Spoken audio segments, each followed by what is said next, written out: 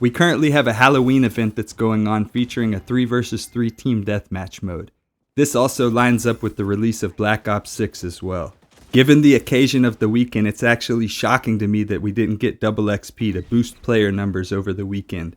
Maybe they just figured a lot of the people who play the game are going to be on Black Ops 6, and as much as that is true, I feel like a lot of the free-to-play gamers would be on the game to take advantage of something like double XP, especially just given how slow the weapon progression in this game is. It's literally almost mobile game levels of progression. It literally feels so slow camo grinding without double XP weekends while using weapons that you don't particularly enjoy. I saw a Reddit post where a person was asking if they could pause their double XP token they activated because they want to save it for the next double XP weekend. People were even downvoting them, telling them just play the game, etc. This shows me that I'm not the only one who thinks weapon XP can be excruciatingly slow, especially when the best way to go about leveling is team deathmatch. This also makes me a little bit worried that weapon XP for objective is going to be skimped to the point where playing TDM is still going to be the best method. This concerns me because it's going to hurt player retention and just hurt variety of the game modes in general. Team Deathmatch is already probably the most popular mode right now, or if not, it's close behind Occupy and Domination. I can see a lot of people just saying, I only want to use AK anyways, let me just buy the Battle Pass, that skin's cool. I'm personally not against grinding for the camo, but I need to talk about a major challenge I'm having in the process. Just how long it takes me to get into matches. This morning I was able to pour my coffee as well as go scoop cat shit from the litter box and take it out to the trash can while the game was waiting for a match. And my cat takes big human-sized shits. I'm fully aware that double XP is not something to expect every single weekend, but today I have to talk about the queue times for mouse and keyboard specifically. I think it's time for me to buy another controller if I want to continue to enjoy this game casually, without working on my patience. It's honestly more concerning than I see people giving off, and I don't think it's something the passing of time will just make go away. If anything, it's only going to get worse. With the current way matchmaking works, your input device is favored, regardless of what your matchmaking settings are put to. So given the fact that keyboard and mouse players are 10% or maybe even less of the community playing the game, we have much less people to play against, resulting in much longer wait times to get matches. Even if you have input based off and you're on keyboard and mouse, it's going to try to fill those lobbies of the people who they can only play keyboard and mouse players, so your time is just getting extended and extended. Early in the morning and even at times like 4 p.m. this Saturday, it was taking me 5 to 10 minutes on average, even at one point 15 minutes just to find a match in TDM, Domination, and Occupy in a custom playlist. At that point, I don't care if I play against controller players to be able to get faster matches. Let alone even the ability to say this opponent has insanely bad connection and I don't want to play in this lobby because there's 4 guys with 150 ping. Let me go find another one. It's to the point where I will just get either put back into that same match or I'll be at the main menu in a queue waiting 10 minutes, sometimes to just get paired with those same people from the last match that I don't want to play against. Previously, I made a video talking about how playing in a party is a totally different experience in various different ways, such as being able to dominate and go on win streaks, as well as the queue time being much faster. This really concerns me regarding the health of the game, especially for solo players, and brings up the topic of the game needing to do something about the matchmaking, even though mouse and keyboard players are a small percentage of the player base. Eventually, people will get sick of the waiting game, spending more time in lobbies than they do in actual matches, and they'll just move on to another game. The game needs to be released on Steam as soon as possible, and they also need to give the console players who want mouse and keyboard support that as well. We're just seeming to get too little too late. We still have the bug in the game where if you die with a spider bot on your face, you can't swap to your secondary weapon during the next life, nor can you use your abilities or grenades. This actually lost me a match earlier that was very close.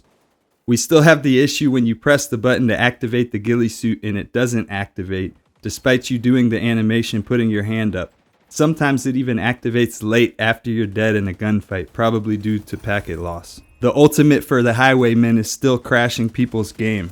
Frames per second is down dramatically from Season 1.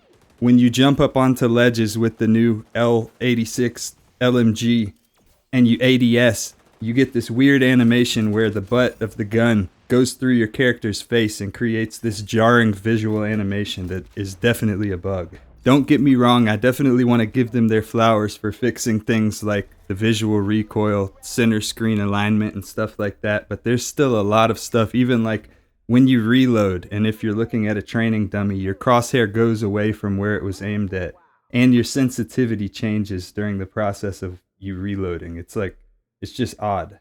I think this must be due to the barrel of the weapon being where the crosshair dot is aligned with during the process of reloading. That's the only logical thing for me.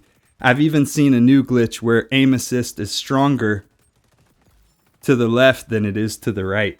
I think all of these things start to pile up and become more and more annoying when you factor in other things like the time that it takes just to get into a match. I probably will switch to controller once it becomes completely unbearable, but I honestly really want to be able to continue playing on keyboard and mouse. I just don't like the feeling like I'm queuing up for ranked matches just to get into a public match. On top of various bugs, the audio needs work for the footsteps, which is just really inconsistent and likely tied to player ping and other factors. Hopefully when they make the big netcode fix, it will improve the consistency of hearing footsteps, in addition to them doing some type of EQ pass on there as well, just to make them more audible. There also seems to be something going on with gunfire. The audio's just muffled sometimes.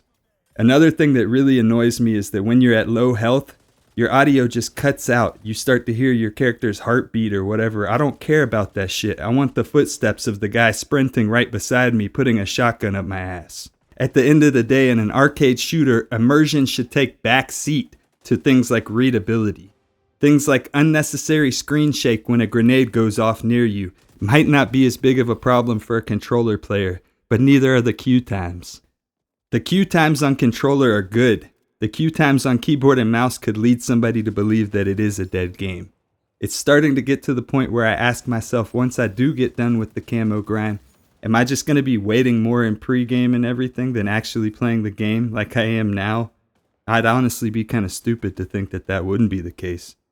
Am I going to get the camo only to use it for a very limited time and then the game gets shut down?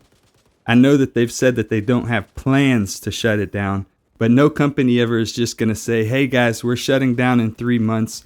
Don't bother buying anything else in the store. If the executives have plans to shut things down past a certain point, not even Mark Rubin himself probably knows about that, and he's going to also be blindsided.